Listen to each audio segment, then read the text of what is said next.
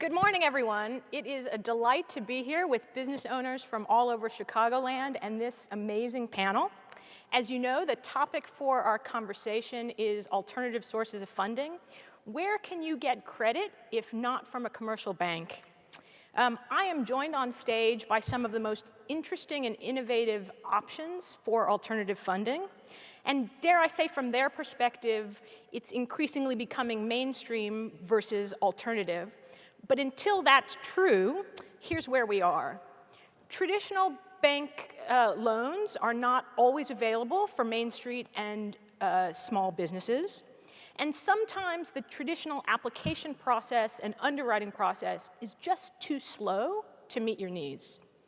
Two recent surveys, one that AEO conducted and one that the New York Fed conducted, indicated that about 40% of businesses that seek credit are not successful. But don't despair. It doesn't mean that you have to rely just on your savings or on hitting up your friends and neighbors and family. There are options and alternatives. This conversation will expose you to many of those options, from not-for-profit lenders right here in Chicago to national alternatives that are available anywhere via the web. We don't have that much time, so let's get right into questions with our panelists. Let's start with you, Eva, from the Women's Business Development Center right here in Chicago. Tell us about the center and the products that you offer and the typical business that you serve. Thanks again for the invitation to be here. The Women's Business Development Center is a 27-year economic development organization, and we have a plethora of programs and services geared towards helping grow and empower women-owned businesses. And as a caveat, we are gender neutral, so we do have a client base that's about 10% men. On to our loan products. So currently, we're offering micro-lending, and there's two really main criteria that I want to throw out up front. Number one, you have to be a business located within the city of Chicago. And then, number two, you also have to, if you are a startup business, we have to have some presence of outside income. So a little bit about the product. We're really looking for businesses that have a financial need of $25,000 or less. We underwrite completely different than your traditional financial institutions, where we're focusing on 3 C's typically. First is cash flow.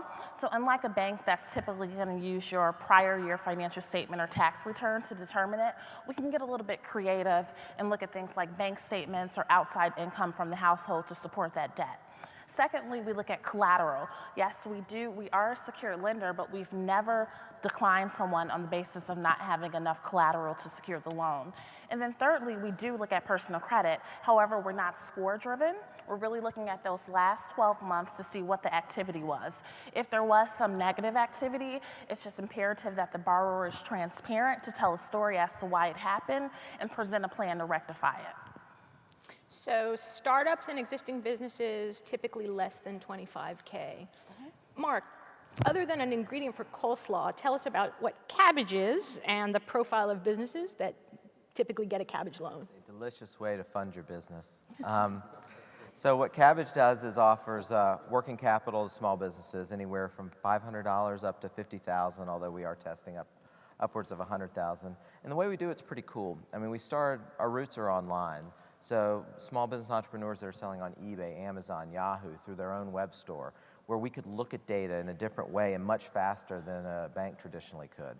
So someone can land on our site, go through the application, and literally have funding in their PayPal account 7 minutes after they landed on our site. The fastest record was 4 minutes. But we're doing it in a way that's looking truly at alternative data, where that credit score is not as important as it used to be. Much like Eva just said, I mean, they look at that, but it seems to be a smaller determinant as you look at more and more alternative lenders that, in our minds, are looking at more business performance. So we'll look at how long have you been selling on a channel. We'll look at the payments that are going through your accounts. What does your shipping look like through UPS? How active are you in social media, be it Facebook or Twitter, with your customers? Not because we think that's cool, because we think that's a proxy for customer engagement, and how engaged you are in your business there might lead to how engaged you are in your business and making sure you buy inventory at the right price or keep your books up. We recently announced that we're the first company ever to look at QuickBooks data to solely underwrite small businesses based on what's showing in their QuickBooks account. So we just think the alternative data is sort of the way, and it's not at odds with Main Street and all the other banks out there. I think these types of tools, everybody's going to be using at time, and we're just as willing to help the banks use them as we are helping all the small businesses out here. Contextual data alone in 7 minutes that understands what these guys are doing to work really hard. Stephen, what kind of financing is available for merchant cash and capital?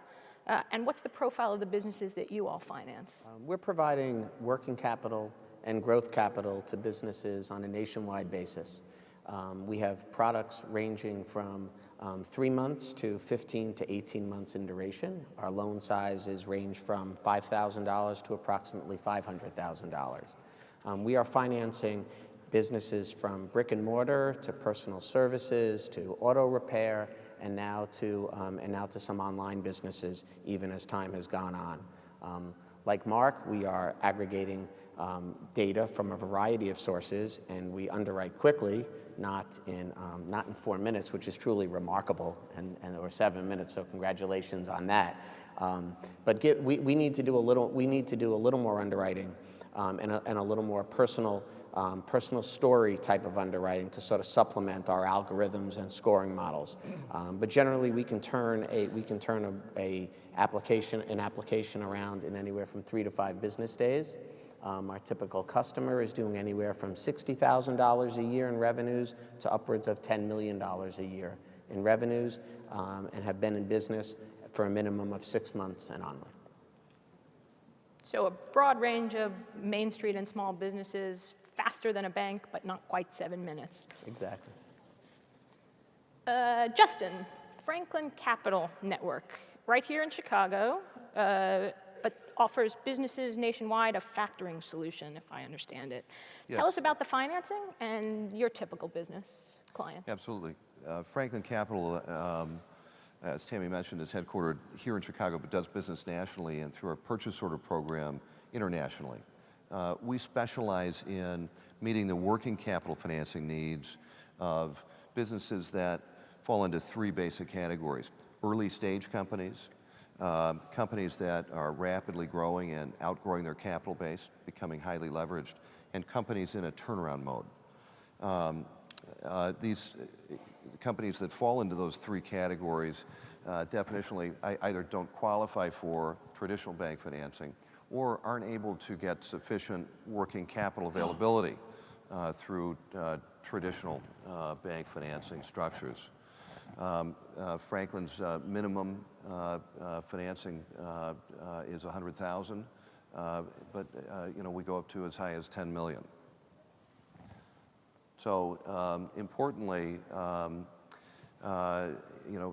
we finance business-to-business companies, and speaking of our accounts receivable factoring working capital finance product, so a business-to-business company that has unconditional sales and verifiable receivables. And last but not least, down on the end, Ami. Multifunding is a different model than the others on the panel because you all don't finance businesses directly. But rather, if I understand it, you advise business owners on their financing options. Tell us about multifunding, and when should a business owner in the audience turn to multifunding versus an individual lender on the panel or otherwise?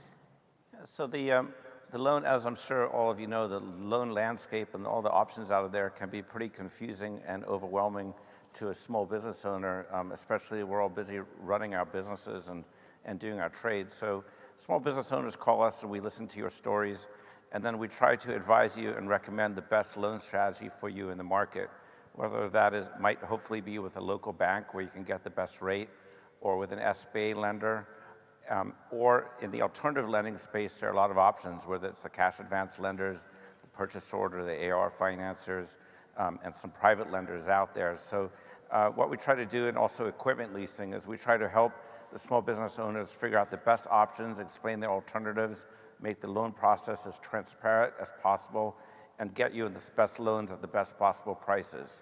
And we do it nationwide. Impressive.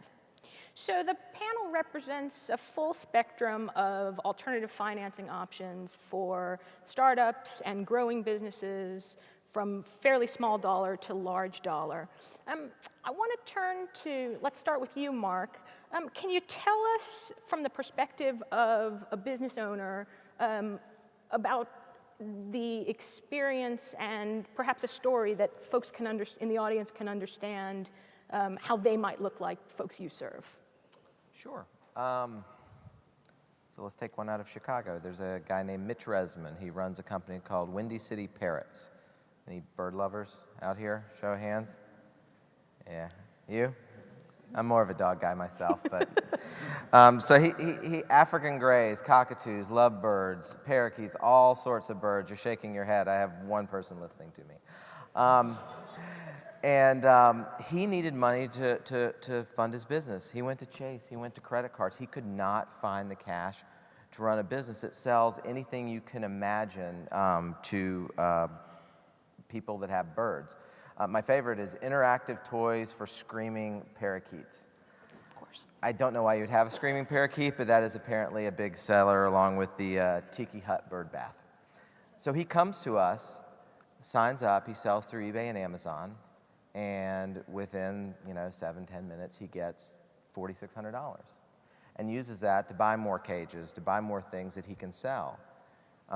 Within a number of months his line's up to $24,000, and he has used that to grow his business.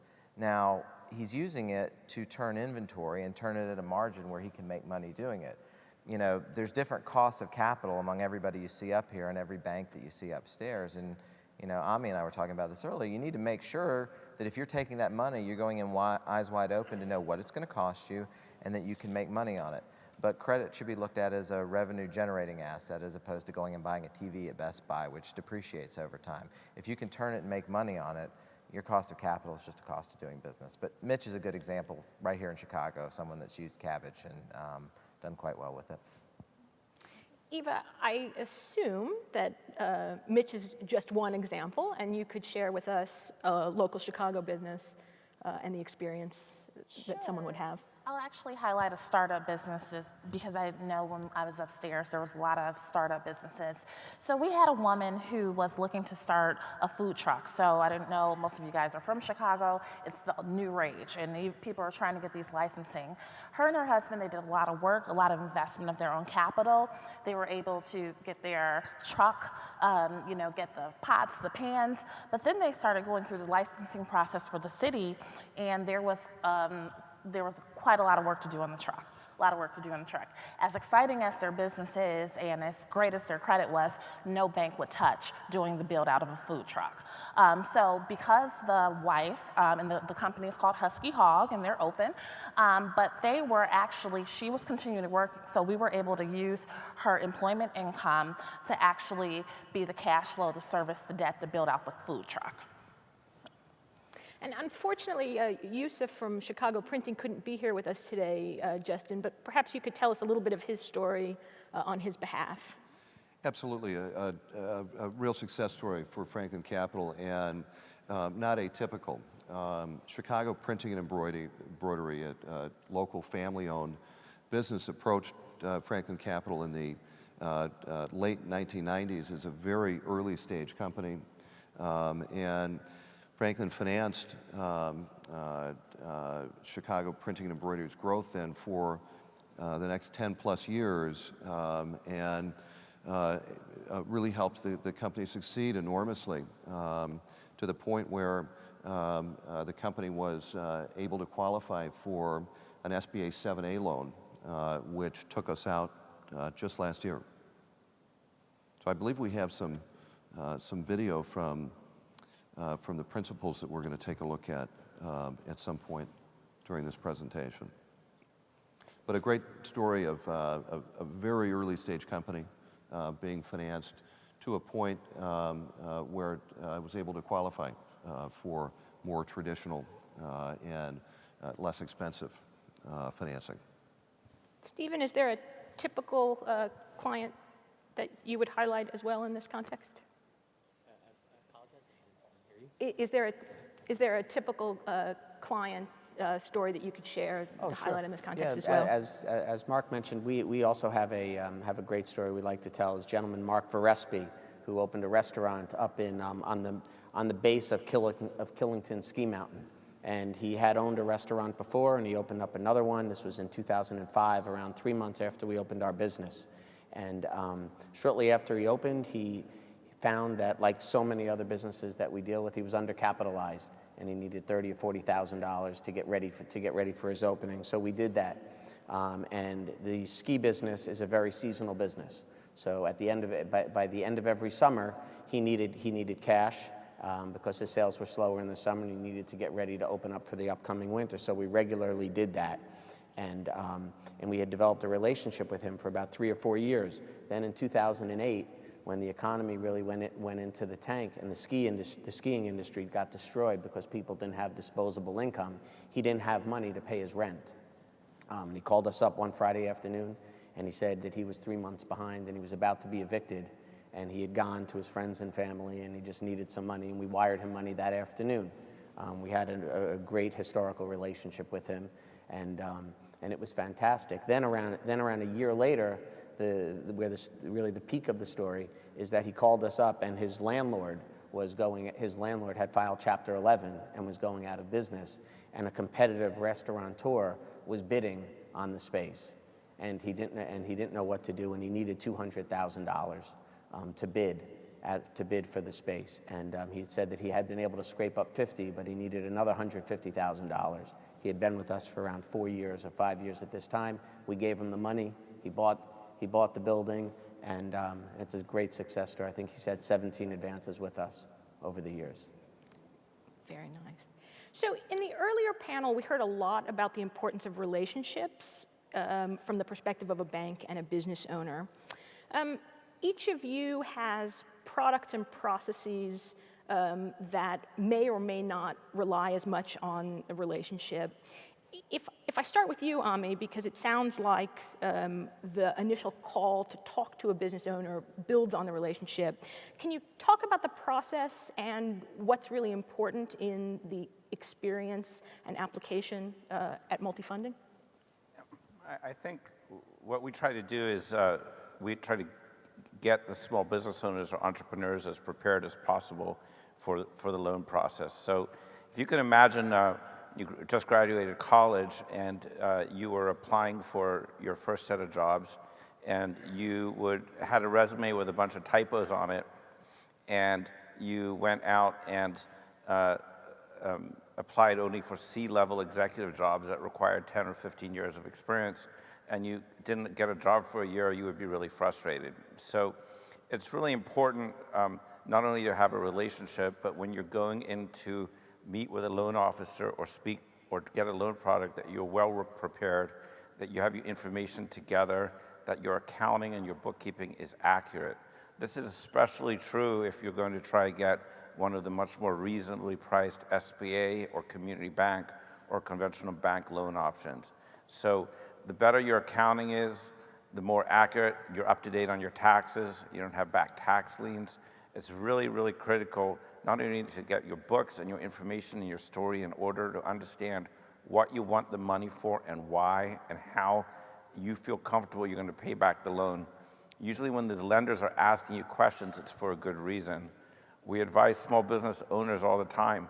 Would you lend, if a stranger walked to you in the street and asked you for the money that you're asking for, would you lend it to them if you had it? And you've got to be ready, organized, and have your stuff together. Eva, tell us about the application process at Women's Business Development Center and the role of relationship versus the other sort of hard factors. Sure. So our application process, we try to simplify it as much as possible. To get started, we encourage all applicants to start with a simple application. 6 pages, very extensive, but it gives us enough information that once we pull your credit report, we can issue a pre-approval right away. Once the pre-approval is issued, then there's a whole host of documents that may be required depending on what you're borrowing. So as it relates to kind of the relationship, I would liken us more to a traditional lender where we really do kind of dig in and understand from a business operations standpoint, what you're doing with the money and how will this translate in the future from a cash flow perspective. We like to describe it as story credits, so we really need a lot of information because ultimately on paper it's probably not going to look like a great deal, but if we get that story and verify the information, we can get it through a committee. We actually do have a committee process full of bankers actually that listen to these stories and make credit decisions based on the stories and not necessarily solely on the numbers. I bet those bankers enjoy your credit committee more than they enjoy the credit committee in their own Yes. institutions. Mark, I have a feeling that with a 7-minute decision, your answer on relationship versus application is a bit different. Tell us about it. You'd be surprised. It's twofold. I mean, we obviously in 7 minutes we don't get to know people on a personal basis. Although that process allows those that might pend or that we need more information from to have an unbelievable customer service experience, which is the other side of it. But think about what we're doing electronically. That is kind of the relationship that the bank used to have with the jewelry store down the corner. The problem we ran into up front is people are like, why would you want to fund Amazon or eBay or folks selling online? Because the bankers couldn't walk in, they couldn't walk on the wooden floors, they couldn't see the product on the shelves, they couldn't see if the customers were happy or pissed off in the front. They didn't know how the businesses were performing. If you can use technology and these APIs to look into, well, what kind of products do they have out there? What kind of revenue do they have going through the cash register? What do the customer reviews look like? Are they happy? Are they not so happy? You actually can, it might not be a relationship in the typical sense, but you probably know more about that business than the banker does that comes down, sees it one time, gives a loan, and then once they issue that loan, they get statements every quarter. So if they find out that you're in trouble 90 days in arrears, there's nothing you can really do about it, and they can't really get into that relationship and help. We know how your store did yesterday. So understanding business performance and understanding on a real-time basis with persistent data connections actually allows us to know our customers better in an automated fashion than you might expect being able to go out and meet one of them. Although you'd be surprised, we know a lot of them. Stephen, what does a business owner in the audience or otherwise need to have ready to complete an application with Merchant Cash and Capital? For us, someone traditionally needs 3 to 6 months of credit card statements, 3 to 6 months if they have a merchant account, 3 to 6 months of bank statements, a copy of their lease, some tax returns for deals or internally prepared financial statements for deals over $50,000, and then they should have some references and phone numbers and of key vendors and their landlord ready. And the one thing I'd like to echo, though, that several people on the panel have is the importance it is for any potential applicant to really know your business. There's nothing that's more disheartening or troubling for a lender to have an underwriter or a credit officer on the phone with a merchant and asking a merchant or a business owner, basic fundamental questions about their business, and for the business owner not to know those questions. And to the point that Ami raised, you really have to be really, really well prepared. And so many people come to lenders and are afraid to say that they're having a problem. I mean, some people are coming because they want to grow and expand. Other people are coming because they have some capital constraints. And I think some people are reluctant to be sort of forthright and fortuitous with with what's going on. You have a problem, identify it. If you, the lender, can give me money and help me get past this problem, and this is my roadmap for how I'm going to get past it, then that gives the finance company or the lender much, much more comfort in doing a deal. And Justin, for the factoring option that Franklin offers, did the application process, a successful application, look much different or similar, or what do you need at Franklin? Well, to make a preliminary decision, we simply need a current accounts payable aging, accounts receivable aging, and current financial statements. From there, we can make a preliminary decision in 24 hours, and then upon receipt of a complete financing package, we generally fund in 10 business days. So we can move much more quickly than a bank, and our prospective clients, generally have a fairly pressing cash need. I also want to focus on the importance of developing a further relationship with borrowers post-closing and the importance of that. For example, once we're comfortable with a borrower and they've performed as they promised they would, and we have some real confidence in their management ability and in their company, we're often approached with overline decisions. Where, for example, a manufacturer is marshaling product for shipment on a Monday, but they need to meet payroll on Friday, and they're maxed out on their line. For borrowers that we've become comfortable with, we routinely make those same-day overline accommodations. So we've heard about the exciting and interesting alternative products. We know how to apply. Mark made the point earlier that you have to go in eyes wide open. So now we turn to the moment of truth. How do we think about pricing? So let's start with you, Eva, since you're here. How are your products priced, and how are your products priced, and relative to a commercial bank loan? Let's use that as a benchmark. Sure. So we definitely do risk-based pricing, and we're doing riskier loans than the bank. So our interest rate is higher. So we are typically between 11 and 18%, whereas a traditional financial institution is really going to base their rate on prime or LIBOR 3.25 with some sort of spread relative to the risk of the company. So we're usually a few points higher, but again, it's really just to account for the risk that we're taking with our borrowers. Mark, we'll just go down the row and talk pricing. It is as well risk-based pricing depending on your business, your personal information, but it'll run anywhere from 2 to 10% of your, actually 2 to 18% of your advanced amount, whether you keep it for 30 days to 6 months. Ours is a 6-month product, so you can pay 2 to 10% for month 1 or month 2, and then anywhere up higher than that ongoing. We also have credit-based pricing. Our medium-priced merchant or medium credit-based merchant will probably have a factor rate, and I use a factor rate because we're buying future revenue. So for every dollar we advance that we hope to get back over a 12-month basis, we're purchasing $1.22 of future credit card sales or future bank deposits.